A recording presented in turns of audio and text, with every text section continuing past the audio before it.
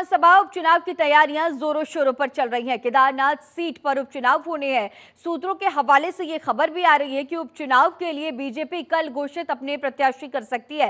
केदारनाथ उपचुनाव के लिए बीजेपी में प्रत्याशी की तस्वीर रविवार तक साफ होगी। पार्टी ने 28 अक्टूबर को प्रत्याशी के नामांकन का फैसला लिया। नामांकन के दौरान मुख्यमंत्री पुष्कर सिंह धामी, गढ़वाल सांसद और बीजेपी के राष्ट्रीय मीडिया प्रभारी अनिल बलूनी, प्रदेश अध्यक्ष महेंद्र भट्ट समेत कई वरिष्ठ नेता नामांकन के दौरान मौजूद रहेंगे। केदारनाथ उपचुनाव के लिए 29 अक्टूबर को नामांकन की आखिरी तारीख तय की गई है। तो अब उपचुनाव को लेकर के पूरी तरह से तैयारियां और बीजेपी प्रत्याशी की तस्वीर कल तक साफ हो जाएगी। तो सूत्रों के हवाले से ये बड़ी जानकारी, अहम जानकारी, जहां कल तक तस्वीर साफ हो सकती है कि बीजेपी किस पर अपना भरोसा दिखाएगी, किसे केदारनाथ उपचुनाव के लिए चुनावी मैदान में उतारेगी। उपचुनाव के लिए बीजेपी कल अपने प्रत्याशी को घोषित कर सकती है। तो इसे लेकर के पूरी तरह से सभी जो दल हैं, चाहे वो कांग्रेस हो चाहे वो बीजेपी हो, तैयार हैं और बीजेपी कल अपना प्रत्याशी घोषित कर सकती है। 28 अक्टूबर को प्रत्याशी के नामांकन पर फैसला आएगा। तो कल की तारीख बहुत खास, तमाम ऐसे जो नेता होंगे वो कतारबद्ध भी होंगे और अब ऐसे में कल तस्वीर बीजेपी साफ करेगी कि केदारनाथ सीट से कौन प्रत्याशी होगा। और चलिए आगे बढ़ेंगे, जहां उत्तराखंड के उत्तरकाशी में कथित तौर पर सरकारी जमीन पर बनी को हटाने की मांग को लेकर हिंदू संगठन की ओर से निकाली गई विरोध रैली में बवाल का मामला गर्मा गया। रैली के दौरान हुए पथराव के मामले में 200 से अधिक लोगों के खिलाफ मुकदमा दर्ज किया गया है। सभी के खिलाफ सुरक्षा में तैनात पुलिसकर्मियों से गाली गलौज, धक्का मुक्की और अभद्रता करना, चोट पहुंचाना, पुलिस बैरियर और रस्सी को क्षतिग्रस्त करना, धार्मिक भावना भड़काने सहित अन्य नुकसान पहुंचाने और शांति व्यवस्था भंग के आरोप में मुकदमा दर्ज किया गया। साथ ही प्रशासन ने भी शहर में धारा 163 लगा रखा है। आपको ये भी बता दें कि उत्तरकाशी के बाड़ाहाट क्षेत्र में एक मस्जिद की वैधता को लेकर संयुक्त सनातन धर्म रक्षक दल ने महारैली निकाली थी। रैली के लिए पुलिस प्रशासन ने रूट और समय दोनों निर्धारित किए थे, लेकिन प्रदर्शनकारी अपने तय रूट के बजाय दूसरे मार्ग से जाने लगे, इसीलिए पुलिस ने प्रदर्शनकारियों को बीच रास्ते में ही रोक दिया। इस दौरान प्रदर्शनकारियों और पुलिस के बीच नोकझोंक भी हुई और इसी दौरान किसी ने पुलिस पर पथराव कर दिया और इसके बाद स्थिति और तनावपूर्ण हो गई है। वहीं एसपी अमित श्रीवास्तव ने जनता से भी अपील की है कि वो शांति व्यवस्था बनाए रखने में पुलिस का और प्रशासन का सहयोग करें। तो 200 लोगों पर मुकदमा दर्ज किया गया है। मस्जिद विवाद को लेकर के उत्तरकाशी में क्या कुछ हुआ है आपको ये भी बताएंगे। चाहे हिंदू जनाक्रोश रैली पर पथराव किया गया था और इस दौरान लाठीचार्ज भी किया गया, रैली में शामिल लोगों पर पथराव किया गया। सनातन धर्म रक्षक संघ द्वारा एक रैली का आयोजन किया गया था। इस रैली में उनको सशर्त परमिशन प्रशासन द्वारा दी गई थी। उसमें इनका रूट डिसाइडेड था, समय भी डिसाइडेड था। तो वो उस रूट से न जा करके दूसरे रूट से जाने के लिए बैरियर पर काफी देर तक हुज्जत करते रहे। उसमें पुलिस वालों ने उनको बहुत पेशेंटली उनको रोका। कुछ उसी प्रदर्शनकारियों में से कुछ लोगों ने पत्थरबाजी शुरू कर दी, जिसपे फिर हल्का बल प्रयोग करके उनको वहां से तितर-बितर करना पड़ा। इसमें हमारे कुछ पुलिसकर्मी जो घायल हुए हैं, कुल 8 पुलिसकर्मियों को चोटें आई हैं। हरिद्वार जिला जेल से फरार एक विचाराधीन कैदी रामकुमार को पुलिस ने दबोच लिया है। जगाधारी सिटी थाना पुलिस ने आरोपी रामकुमार को हरियाणा के यमुनानगर में चाकू के साथ घूमते हुए गिरफ्तार किया। कैदी के गिरफ्तार होने की सूचना मिलने पर सिडकुल पुलिस जगाधारी के लिए रवाना हो गई है। उधर दूसरे सजायाफ्ता कैदी प्रवीण वाल्मीकि गैंग के शूटर पंकज को दबोचने में हरिद्वार पुलिस अभी भी हाथ पैर मार रही है। तो दूसरा कैदी पंकज अब भी फरार है, तलाश चल रही है। और ये अहम जानकारी, जगाधारी से एक फरार कैदी को गिरफ्तार किया गया। बीती 11 अक्टूबर की रात को ये फरार हुए थे। और उत्तराखंड में आम आदमी पार्टी को करारा झटका लगा है। पार्टी के प्रदेश उपाध्यक्ष नरेश शर्मा ने पार्टी छोड़ दी। हरिद्वार प्रेस क्लब में प्रेस कॉन्फ्रेंस करते हुए नरेश शर्मा ने अपने पद से इस्तीफा देने का ऐलान किया। नरेश शर्मा ने इस्तीफा देने का कारण अरविंद केजरीवाल की गलत नीतियों को बताया। उन्होंने कहा कि अरविंद केजरीवाल ने जिन लोगों को भ्रष्टाचारी बताया था, केजरीवाल उन्हीं के साथ गठबंधन में शामिल हुए हैं। साथ ही देश में गतिविधियों का समर्थन करने वाले आतिशी को दिल्ली का मुख्यमंत्री बना दिया गया, जिसे स्वीकार नहीं किया जाएगा। आपको ये भी बता दें कि नरेश शर्मा 2022 में हरिद्वार ग्रामीण विधानसभा से आम आदमी पार्टी के टिकट पर चुनाव भी लड़ चुके हैं।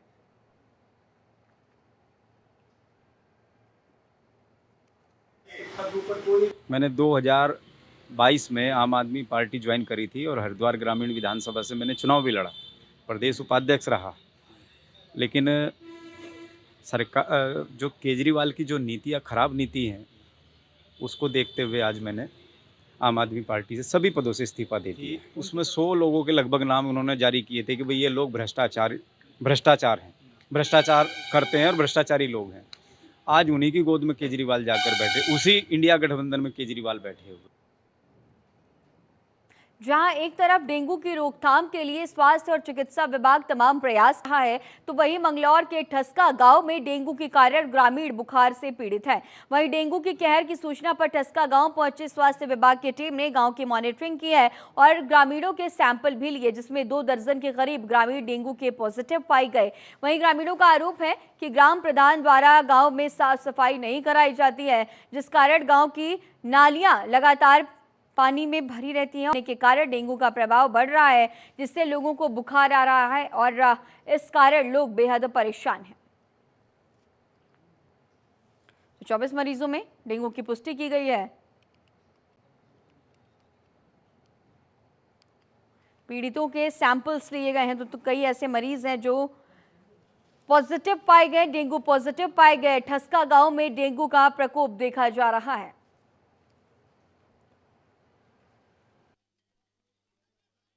यहाँ से तो खाड़ जो के तो भरे पड़े गंदगियों में, ना पीछे तो नाली जो निकासी होगा कि वो सारा हटा पड़ा है, और सारे में मच्छर और सच्छर, और हर घर में कोई ना कोई बीमार है आज, और घर में बाजो घर में सारे ही बीमार है। पीड़ित है, साफ सफाई की व्यवस्था है नहीं। आज शुरू करी प्रधान जी ने व्यवस्था, उनसे शुरू करवाई। आज ढूंढ लगे पड़े, आपको मैं मोहल्ला दिखाई दूँ या दिखाई दूँ, इतनी गली दिखाई दूँ। व्यवस्था इससे तो होगी खराब। 6 महीने तो कोई साफ सफाई नहीं हुई। आज करे हमारे यहाँ जो ठस्का गांव में कैंप की सूचना आशा कार्यकर्ताओं द्वारा दी गई थी, जिसमें भी हमने 19 तारीख को और 22 तारीख को 2 कैंप लगाए थे, जिसमें 161 मरीज देखे गए, जिनमें से 22 मरीज पॉजिटिव आए हैं। तो आज हमने तीसरा कैंप यहाँ लगा रखा है और मरीजों को ये सलाह दी जा रही है कि अपने घर के आसपास पानी न जमने दें, और अगर कहीं भी डेंगू की संभावना लगती है तो उस पानी को नष्ट करें, तथा कहीं लार्वा डेवलप हो रहा है तो उसको भी नष्ट करना सुनिश्चित करें।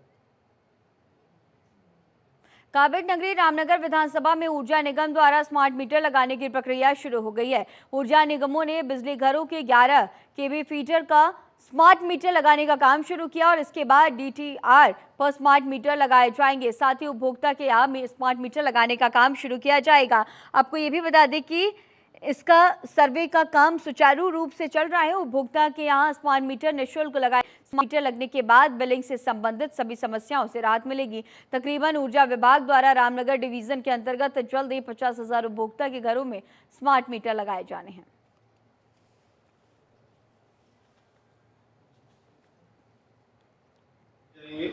और डीटीआर के बाद ये मीटर जो है उपभोक्ताओं के घरों पर लगेगा।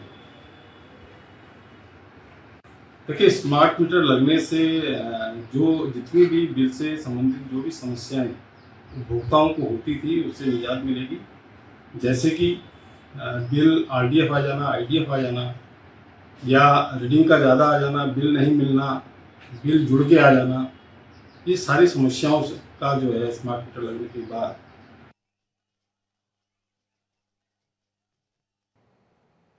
दीपावली के त्योहार को देखते हुए हरिद्वार में खाद्य सुरक्षा विभाग ने मिठाइयों की गुणवत्ता पर कड़ी निगरानी के लिए व्यापक अभियान शुरू कर दिया। बाजारों में मिलावट की आशंका को रोकने के लिए विभाग द्वारा लगातार सैंपलिंग और छापेमारी की जा रही है। इस अभियान के अंतर्गत स्वास्थ्य विभाग के अपर सचिव अनुराधा पाल ने हरिद्वार का दौरा किया और खाद्य सुरक्षा अधिकारियों के साथ विशेष समीक्षा बैठक भी की है। इस बैठक में उन्होंने विभागीय अधिकारियों को निर्देशित किया कि मिठाई विक्रेताओं पर कड़ी निगरानी, ताकि त्योहार के दौरान मिलावटी मिठाइयों का बाजार में प्रवेश न हो। उन्होंने ये भी कहा है कि हर दुकान से अधिक सैंपल लेकर जांच प्रक्रिया को तेजी से पूरा किया जाए, ताकि आम जनता को शुद्ध पदार्थ उपलब्ध हो सके।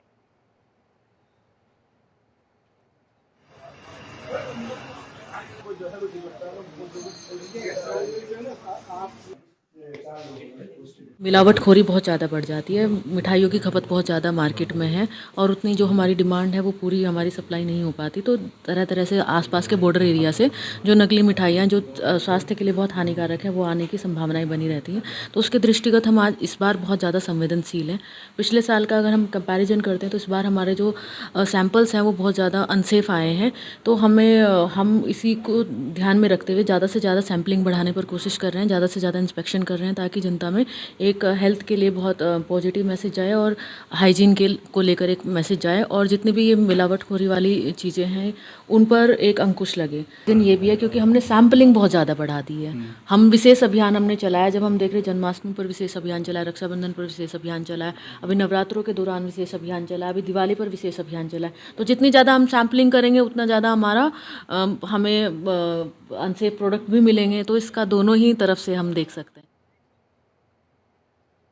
और चलिए आगे बढ़ते हैं, जहां आगामी त्योहारों को लेकर बाजारों में भीड़ हो सकती है, जिसे लेकर हरिद्वार पुलिस ने यातायात प्लान लागू कर दिया है। दिवाली के बाद भी यातायात प्लान लागू रहेगा। हरिद्वार एसएसपी प्रमेंद्र सिंह डोभाल ने यातायात प्लान को पूरी तरह से लागू करने के निर्देश दिए और इसके लिए यातायात पुलिस के साथ ही थाने कोतवाली की पुलिस को भी मुस्तैदी बरतने की हिदायत दी गई है। हरिद्वार की उपनगरी ज्वालापुर क्षेत्र के प्रमुख बाजार से लेकर तिराहे चौराहे पर पुलिस फोर्स की तैनाती कर दी गई। हरिद्वार एसएसपी ने बताया कि यातायात प्लान 29 अक्टूबर से 2 नवंबर तक लागू रहेगा। बताया ये भी गया कि सिंहद्वार से जगजीतपुर चौकी तक सुबह 8 बजे से रात 10 बजे तक भारी वाहन पूरी तरह से प्रतिबंधित होंगे और इसी तरह हरिलोक तिराहा जटवाड़ा पुल से लेकर सेक्टर 2 भेल बैरियर तक भी ये व्यवस्थाएं लागू रहेंगी।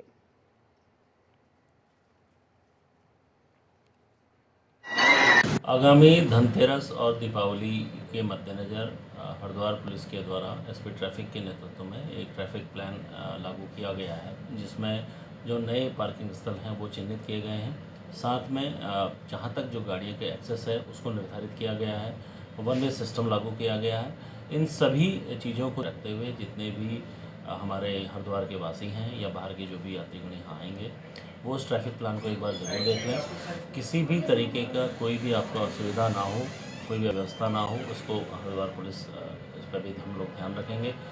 लेकिन किसी भी प्रकार का जो भीड़ का दबाव है उसको नियंत्रित करने के लिए जो ट्रैफिक प्लान है उसको आप प्रॉपर सभी लोग उसको फॉलो करने के लिए हमारा सहयोग करें।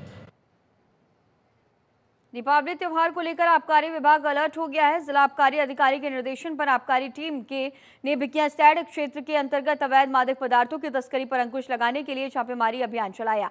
साथ ही अंग्रेजी और देशी शराब की दुकानों का औचक निरीक्षण भी किया गया और इसके साथ ही दुकान स्वामियों को दुकान के बाहर रेट लिस्ट लगाने सहित अन्य नियमों के पालन करने के निर्देश दिए गए।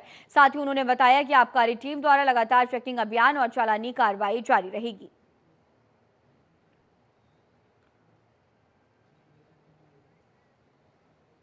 दिशा निर्देशन में आबकारी विभाग द्वारा जो 21 तारीख से 4 तारीख तक जो है नवंबर तक दीपावली को पक्ष में जो है प्रवर्तन कार्य चल रहा है। क्षेत्र 3 क्षेत्रीय आबकारी अधिकारी में मेरे द्वारा भी क्षेत्र में संवेदनशील क्षेत्रों में छापेमारी की जा रही है और कल एक 18 बल्क लीटर शराब जो है अपहृत मृदा जो है वो जब्त की गई थी और उसमें धारा 7 में एक व्यक्ति का चालान भी किया गया था। आज अप्रैल 5 वीकेशन के आकर उसको कंजप्शन भू पंजिका को चेक किया गया। सोशल मीडिया पर लाइक और कमेंट्स पाने के लिए फोटो और सेल्फी लेना एक महिला को इस कदर भारी पड़ गया कि उसकी जान पर बनाई। ताजा मामला हरिद्वार के मनसा देवी क्षेत्र का है, जहां सेल्फी लेने के चक्कर में एक महिला अचानक मनसा देवी की पहाड़ी से नीचे गिर गई। करीब 70 मीटर ऊंचाई से गिरने के बाद महिला गंभीर रूप से घायल हो गई है। सूचना मिलते ही हरिद्वार पुलिस तुरंत घटनास्थल पर पहुंची और घायल महिला को एम्बुलेंस की मदद से जिला अस्पताल पहुंचाया गया। गंभीर हालत के चलते महिला को डॉक्टरों ने हायर सेंटर रेफर कर दिया है।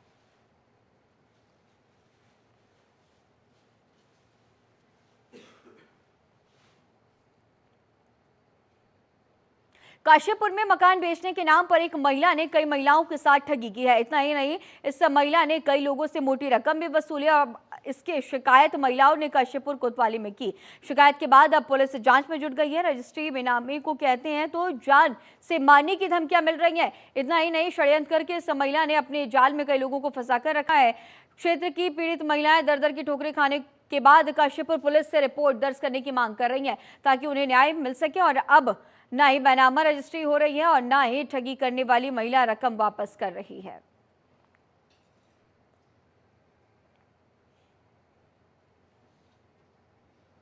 वाली में अब थोड़ा पूछताछ चलिए, सर पूछताछ कर रहे हैं उससे। अब देखो क्या होता है, आगे नतीजा पैसे देती है फिर क्या करती है, कुछ समझ में नहीं आ रहा अभी तक। तो अब जिसके पैसे ठगे थे वो सारे लोग यहाँ पे मौजूद हो चुके हैं।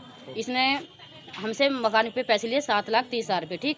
और वो मकान अपना लोगों को सेल कर चुकी है, सबसे पैसे ले चुकी है मकान के नाम पर, ठीक है। अब मुझे पता चला किसने वो रजिस्ट्री किसी और के नाम कर रखा हुआ था कि ये मकान बिका हुआ है।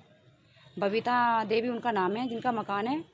उनसे सौदा हुआ था मेरा 14 लाख में, और उन्होंने पैसे भी ले लिए हैं और ना ही मकान नाम करवाया है।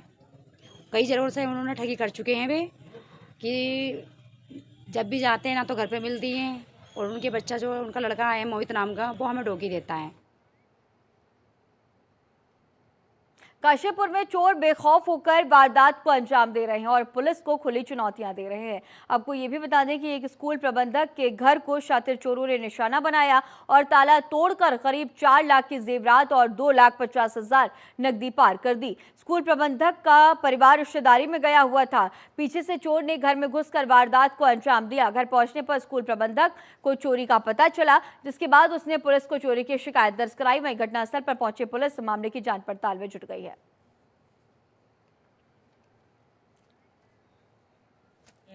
सवार अपने ससुराल गया हुआ था रामपुर। जब वहाँ से मेरे भाई का फ़ोन आया, उन्होंने कहा कि आपके घर में ताला टूटा हुआ है। जब मैंने कहा घर के अंदर घुस के देखिए तो घर का सारा सामान बिखरा हुआ था। और जब उन्होंने मुझे बुलाया कि आप आन के बताइए क्या क्या हुआ, तो जब मैंने घर में आन के देखा तो मेरी बीवी के जेवर और मेरे 2.5 लाख रुपये और मेरे छोटे भाई के जेब में थे पैसे निकाल के 25,000 रुपये ले गया। अपराधी पकड़ा जाए और हमारा सामान हमें दिया जाए और वो उसको सज़ा मिलना चाहिए।